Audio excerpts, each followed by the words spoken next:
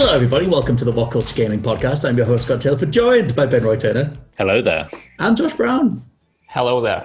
Now, the last podcast we did was a bit of a slightly incendiary one at the beginning because we talked about Halo, and I opened it by just sort of asking a very charged question because I knew we would get some answers going. I'm going to do the same thing again. Is Fall Guys a good game? Feel free to jump in. With whatever you think. It is. It is, isn't it? It's all right. But it's one of those things. I forget which one of you, I think it was Josh said that he was struggling to sort of like weigh up exactly the pros and cons, and he doesn't know whether he doesn't like it. And the physics can be completely broken. The camera can be a complete mess.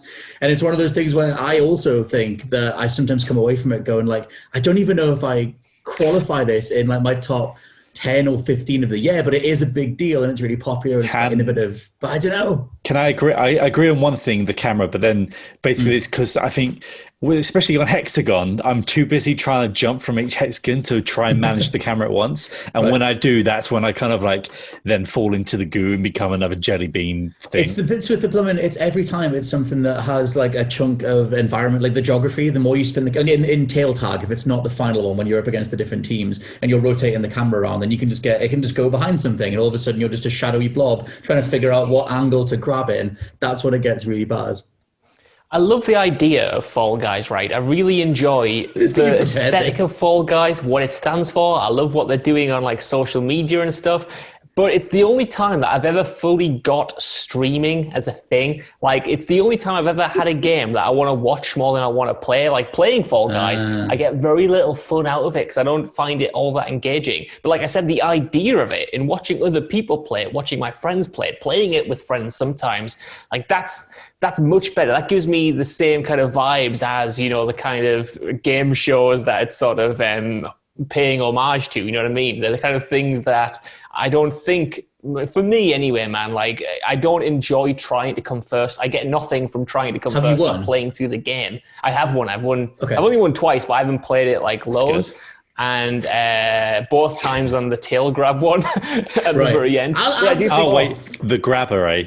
Yeah, I was going to quickly say that because we can break down some specifics about the mini games, but obviously a lot of them are geared towards maximum #fun, and that's a lot of physics-based stuff, a lot of things that can go either way, and you know, and just simple sounding stuff like push this football through a goal or whatever. But I love the tail tag ones. I love all the team-based ones, because they just are stupid. But I know that you love the worst ones. Well, but that's the thing. Why are they the worst ones? Because everyone who says that they're the worst ones are trying to play with some modicum of tactics that game is not built for whatsoever. Because what you're doing is you're trying to defend the goal and you're losing 9-0 because all these random goblins from across the globe, maybe the universe, are just crap.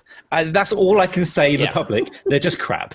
Right. I made a stupid tweet about this saying that, you know, I feel if you didn't cope well with group projects in school or whatever, you won't cope well with the team games on Fall Guys. And I feel that. I don't think it's fun, Scott Tilford, to be on like the receiving end of a losing team and just watching my teammates completely mess it up when you're trying. Like that's not the anarchy I'm here for. I'm here for the little beans getting flicked all over the place. Right. And I'm here for the slime catching up with us. But the frustration that comes with some of the more basic team games, like I quite like the Rocket League football one. That one's ace. But anytime I have to put like an egg in a basket or a football in a basket, I just think, steal some eggs if you want. Why am I doing this? I don't want to steal the eggs, Scott. I don't want to steal the eggs, man. I got eggs at home. I can order the Co-op in. You know what I mean? They could deliver me some eggs to my house. Look, not to be sponsored by Co-op, but I think that you could. Well, not that mode. They should have had a punch in there or something, because as soon as you get a gold egg, I stand there and defend the line. I'm just like, I'll just grab everyone that tries to get in, and I grab the guy's face. Like, no, you're not getting in.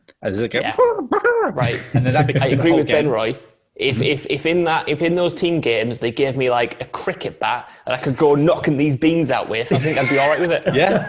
To be honest, like if they had a more violent mode, like I would take something more melee based, something more like Gang Beast, but that's just so not what they're building. They're very much going for like a wholesome, all ages, don't worry about it, dress up as a hot dog and go do a dive through the finish line. Like that's entirely what they're going for. However, Seesaw can burn in.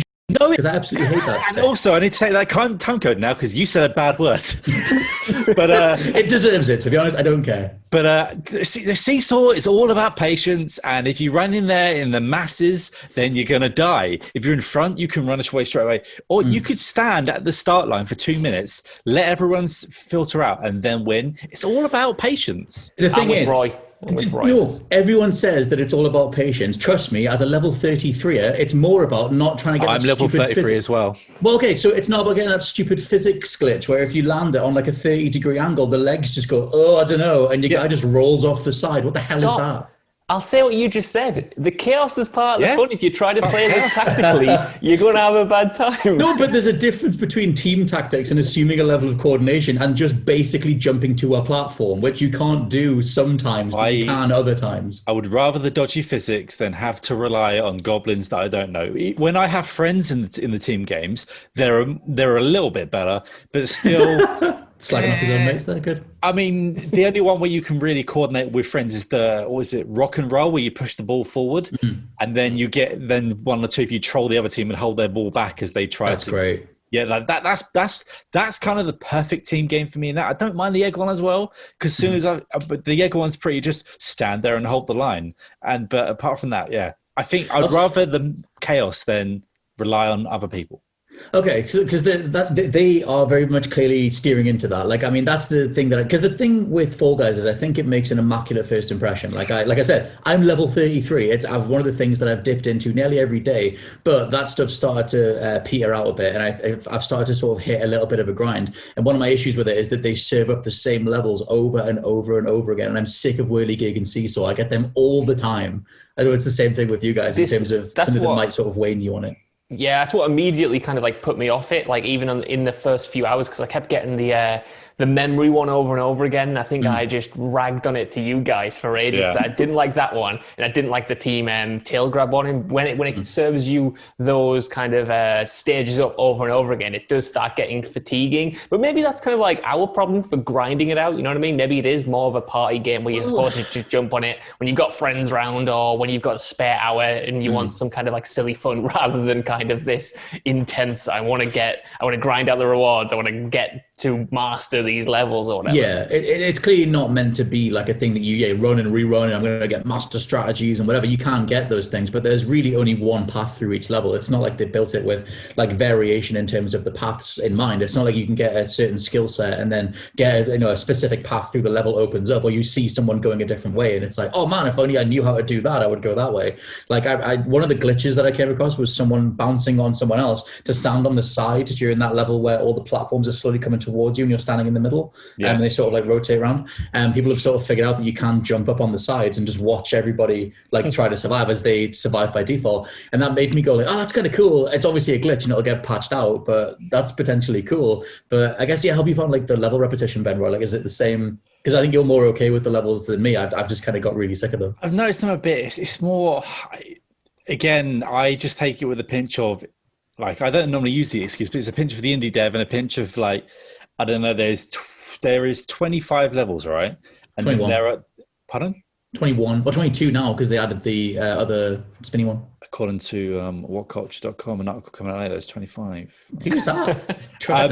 There are variations of the same game, but like say Tail Tag and that. But like you say, and like that jump one where Jump Showdown is also the same as the other jump one, but the floor drops out of you. But for me, it's more, I wish there was, I mean, this would probably make the problem worse, really, if I could just do singles rather than in games. But yeah, my thing is I try to relax on it a bit more because, it's probably not going to see new actual levels for another 50, 40 days whenever the season ends. Assumedly, yeah. I'm trying to... Right. For me, it's because, like Ben Roy said there, when it comes to the solo levels and especially like the race levels, even though I get those quite a lot, I get, is it Slime Climb, like over and over again. I don't mind it so much because often there is kind of not necessarily variation in the tactics, but because there's so many other peoples, I find that there's always something I have to accommodate for every single time, whether it's, a tight kind of corner where there's more people than there were the last game or whatever. Whereas I don't get that same variation from the team games. I feel like when it comes to those and the memory one, which I guess is solo, I am just doing the same thing every single time, just hoping my kind of like teammates, are on the same same wavelength and stuff, and it doesn't have the same kind of immediate fun that I think the races do. And I know there's a big division over whether people actually like the team games or whether it should have just been, you know, the races, 21 races or whatever like that. For me, I would have preferred that, but that's because I love playing with strangers, and a lot of people don't love playing with strangers. Scott Tilford and Ben Roy, so maybe I just don't. For me, it's just one of the positives. I don't know. I don't describe any level of coordination, tactics. It's just one big mess. It is pouring beans into a bowl. That's just all it is. With eggs, there is a coordination. If you do not get gold eggs, you're not going to win, like sort of thing. Like that's if you don't have a defender on, which people have started to do now. If you don't have someone in defense in the goal ones, you're gonna get like a Shuei Ishida who just stands there and just headers them in one after the other, and you can't stop them, sort of thing. Like that is like a tactic as well. Yeah. There is like a whole thing of like getting in the nest or the basket or whatever, and getting one egg and then throwing it back down the middle so it goes right down so someone else can get it. I have seen a dirty tactic. So, you know, as you climb out the basket, there's those 2 levels before the high level. You can get gold eggs in the little corner there, and if 2 beans walk towards it, you can't pull them away. So that means the eggs stay in front of them. So that's a way that I've seen 2 people hold and lock gold eggs in for the whole round. That sounds very nefarious. We should talk about the grab, because we talk about like base mechanics, like you can jump, you can dive, and you can grab.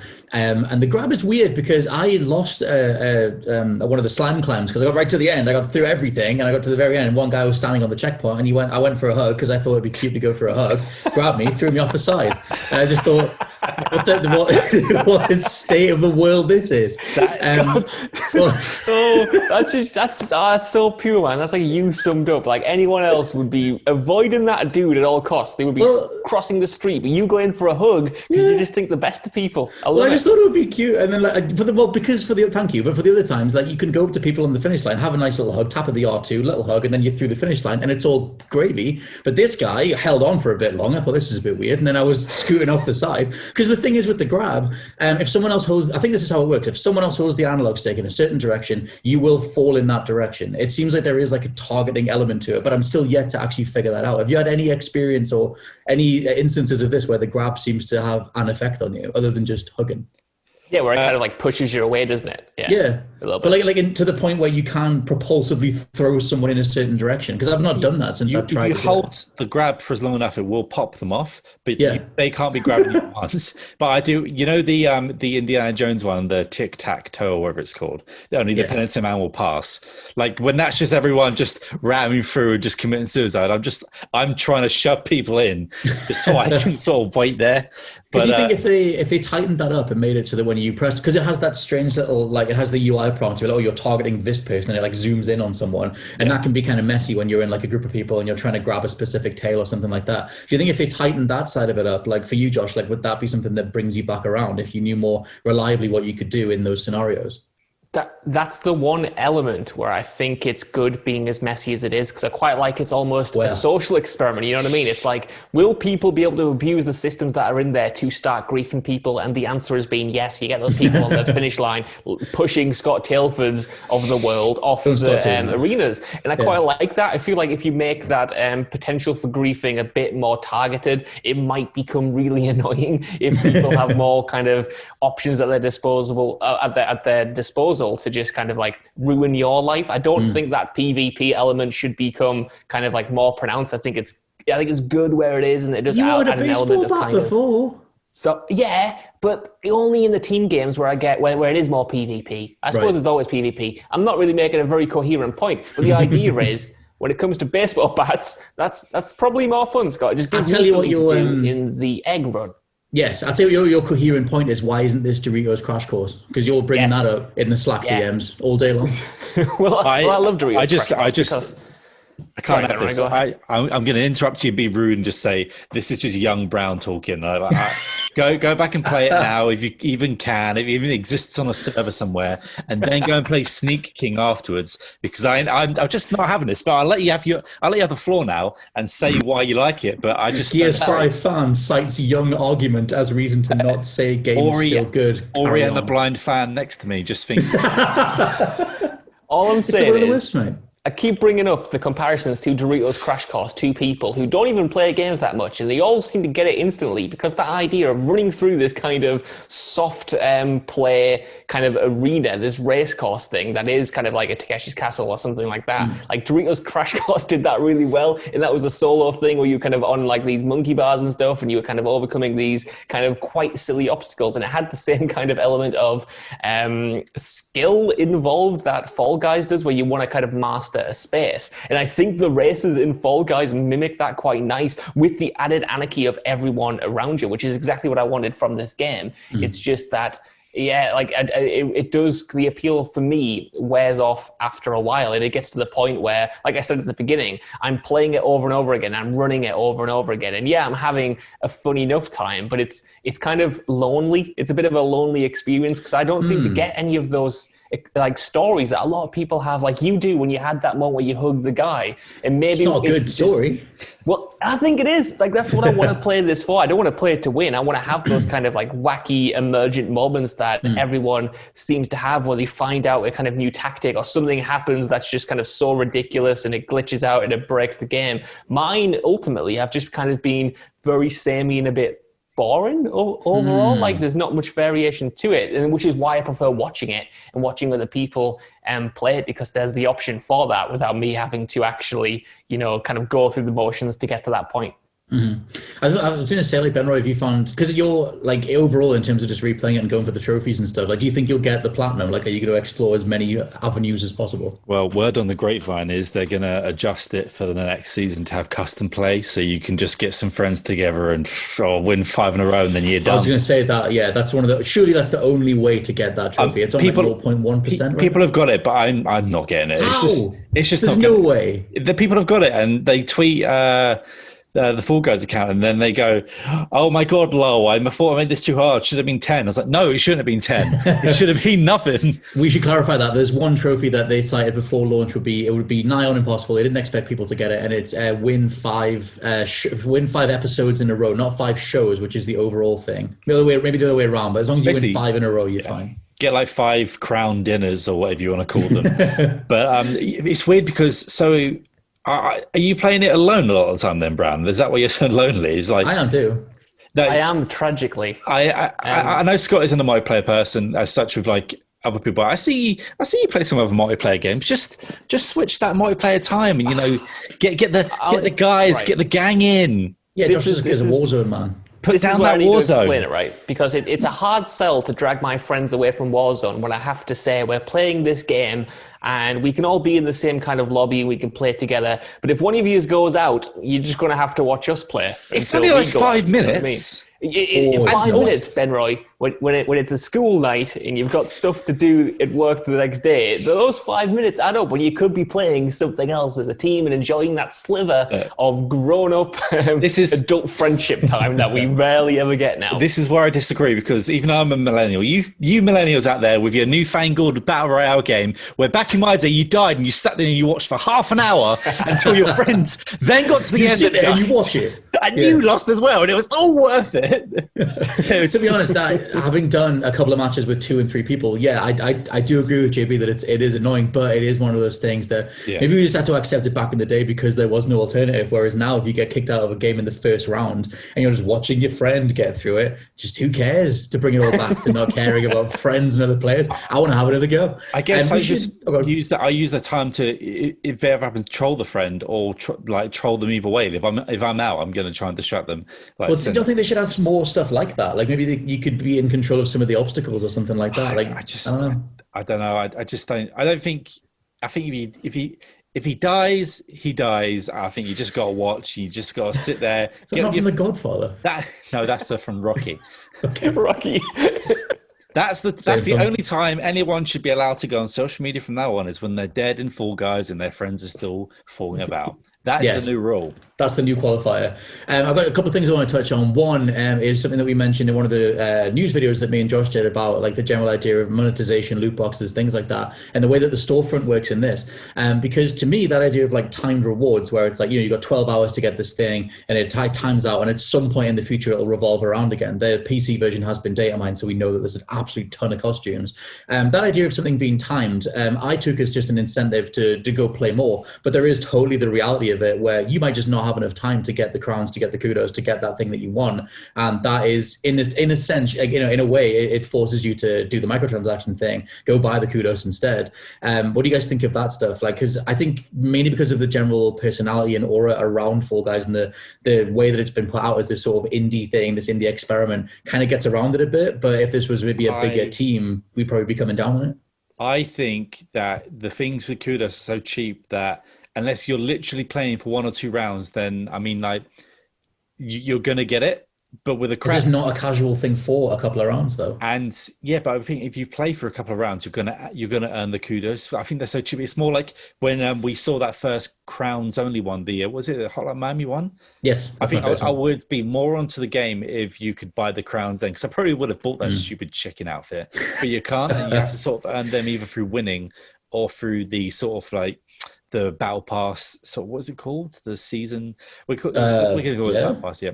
I don't know. For this point, this is one where I'm sort of like pro it because I don't know how you can't earn that much kudos unless you're literally playing for 2 rounds. And I think it would be more a case of just giving you the full storefront option and just being, okay, I'm going to save up for this thing over here, as opposed to having to cram your time into whatever hours are left before it resets again. They could get there, I guess.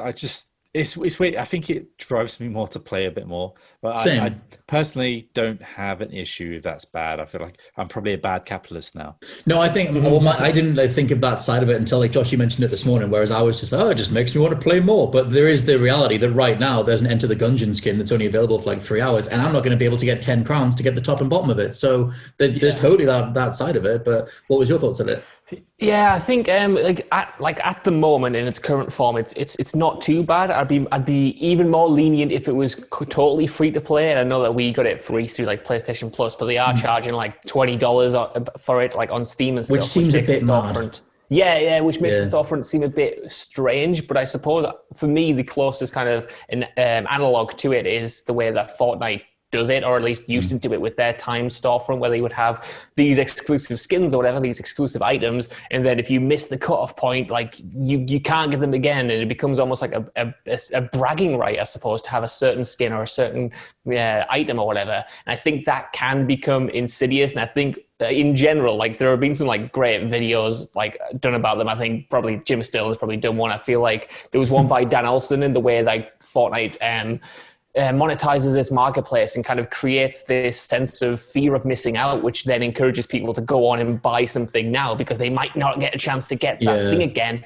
And I think if we start seeing that kind of mentality pushed in these games, which are kind of like, they're incredibly kid friendly, and there's nothing worse. And I know we are far removed from it now, but like being in the school ground or being in a chat with your school friends and they've got a cool skin and you don't, and it's like, God damn it, I missed out on it. And kind of like cultivating that mentality, to me, it's a bit insidious. I'm not blaming just Fall Guys for this. I think it's kind of like across the industry as a whole. And I don't want to see it kind of double down on that, because timed exclusives can be cool to, like you say, have something to work towards. But when it kind of becomes cynically manipulative just to get people to either grind out the time or then just pay for it so they don't miss out, that's when I start getting a bit kind of worried about the intentions, especially in something like Fall Guys, which has such mass appeal and is targeting, ultimately young people as much as it is old gamers like us three. I will say, back when we were worried about that sort of thing, it was the actual skin we had on. It was the clothes we were wearing rather than a virtual skin in the game. But I do see your point there.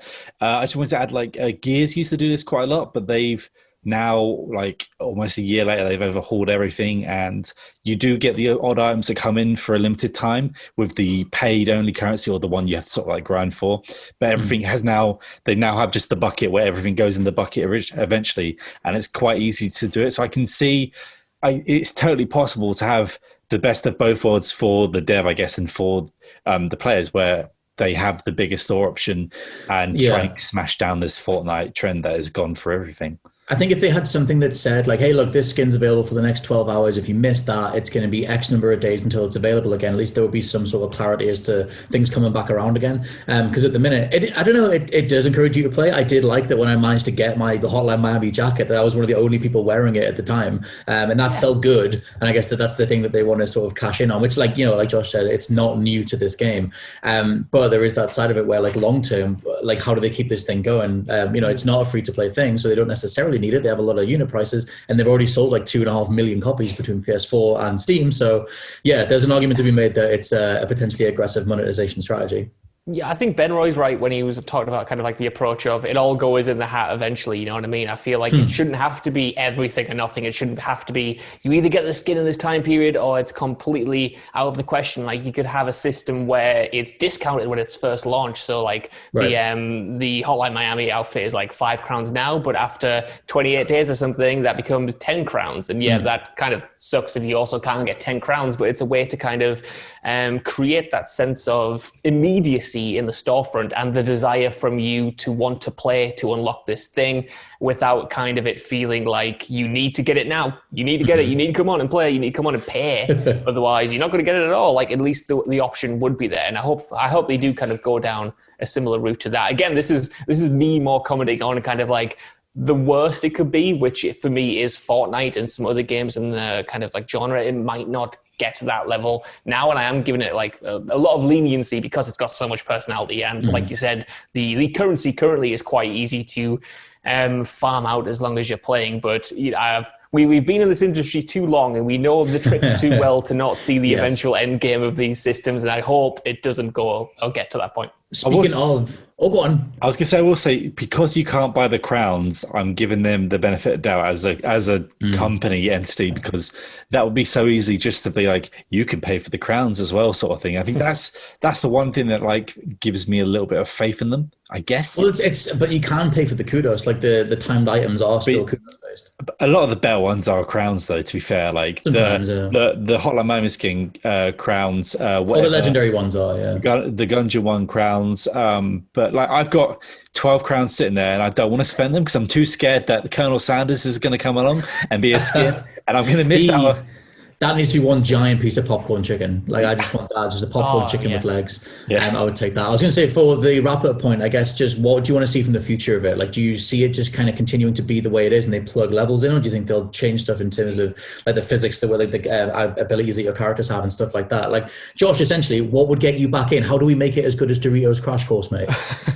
More levels. Like, that's the big thing for me. And I don't want to ask too much because, like you say, it is kind of like a smaller scale game, but at the same time, I want to jump on in like a year's time when there are double the amount of levels, maybe triple the amount of levels, and you get that kind of variety or specific playlists where I could kind of just avoid the ones that I don't like, or kind of like team-based playlists, something like that. Essentially what they have now, I think, is like a great foundation currently, and I just want to see that kind of expand and be built upon in a way that a lot of these games, genuinely are. Like a few years down the line, I want to see this become a big thing. I want it to succeed because, like I said at the start, I love the idea of Fall Guys. It's just currently I just don't love playing it. So I wouldn't be averse to kind of, like I said, those specific playlists for specific things, and that's maybe where you could add the abilities in, and just in general kind of copious amounts of extra variety when it comes to the levels and more races, because what's been quite weird, just as a little side point, is like, this is one of the biggest games that's taken off on reputation alone. Like, I haven't seen the arbitrary social media posts where they gather together all the reviews and all the 5 stars and all the quotes and everything else. I haven't seen any of that. I know IGN gave it like an 8 or something, and a lot of people are talking about the fact that for the most part it's mechanically tight, but it's entirely based on reputation and the fact that it's taken off on social media and like, it's just that seems to be it gets by on that a lot more. The brands are thirsty. They're going to teach like the way this game was marketed in like schools, man. Like, well, it's Rocket League. It's just that, like, Rocket League had the mechanical side of it too, in terms of like saying that this is an incredibly like solid game. But it's like they literally said beforehand they were just going to do what Rocket League did, which like has paid off massively. But yeah, Ben, what would your plans be for the future? More levels. I think the option to split team and solos in that sort of thing, like where it's just races and sort of like the football sort of side of it, and maybe a custom sort of like friends match or something, or maybe do bots so you can get those trophies. I would take something that makes the impossible trophy actually remotely doable, because I can't even imagine the pain of winning 4 in a row and then losing the 5th. Like, just that, the idea of that is just literally straight up painful. For me, it would just be more levels, more indie skins. Just get, like, Devolver own pretty much every single major indie title right now, so just give me more of that stuff. But yeah, let us know what you think down in the comments. How have you found Fall Guys? Have you found it to match up to its reputation, or is it lacking a bit, and what else would you add to it? And for now, oh no, that's not the right outro at all. I don't care. Let's leave this in. For now, this has been the WhatCulture Gaming Podcast. I've been your host, Scott Taylor, joined by Ben Roy Turner. Goodbye there. And Josh Brown. See you later. And we'll catch you next time. Bye. Auf Wiedersehen.